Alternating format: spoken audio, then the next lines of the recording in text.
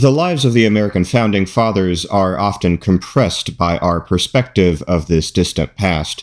We tend to assume that they were all generally in the same age range, and while that might be true for some, there was a certain outlier among them. While young John Adams and George Washington attended grade school when Thomas Jefferson was still being breastfed, 10 years before the birth of Alexander Hamilton, Benjamin Franklin was only a few years away from an early retirement as a very successful newspaperman. Already by then well-lived and possessing an interest in natural sciences, Franklin could be considered both wise and generous in his dispensation for advice.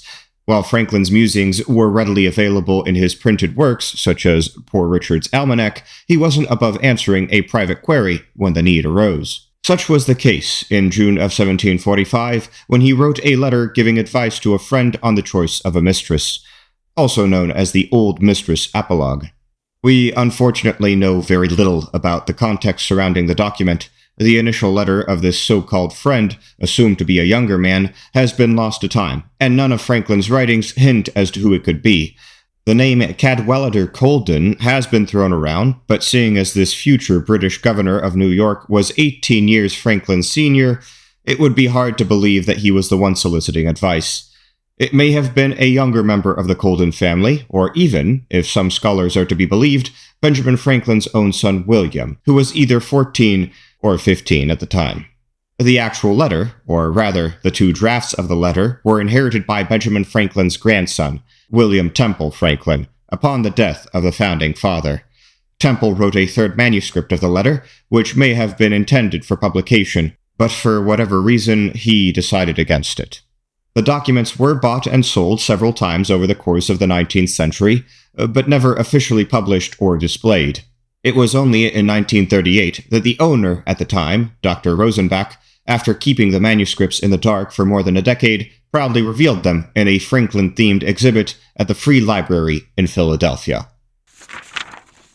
My dear friend, I know of no medicine fit to diminish the violent natural inclinations you mention, and if I did, I think I should not communicate it to you. Marriage is the proper remedy. It is the most natural state of man, and therefore the state in which you are most likely to find solid happiness.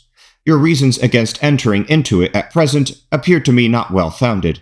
The circumstantial advantages you have in view by postponing it are not only uncertain, but they are small in comparison with that of the thing itself, the being married and settled. It is the man and woman united that make the complete human being. Separate, she wants his force of body and strength of reason. He, her softness, sensibility, and acute discernment. Together, they are more likely to succeed in the world. A single man has not nearly the value he would have in that state of union.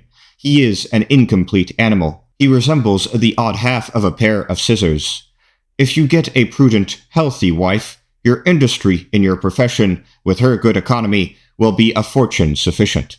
But if you will not take this counsel, and persist in thinking a commerce with the sex inevitable, then I repeat my former advice, that in all your amours you should prefer old women to young ones. You call this a paradox and demand my reason. They are these.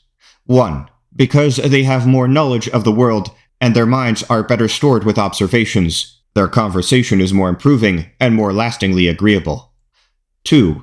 Because when women cease to be handsome, they study to be good. They supply the diminution of beauty by an augmentation of utility. They learn to do 1,000 services, small and great, and are the most tender and useful of all friends when you are sick. Thus they continue amiable, and hence there is hardly such a thing to be found as an old woman who is not a good woman. 3. Because there is no hazard of children, which irregularly produced may be attended with much inconvenience.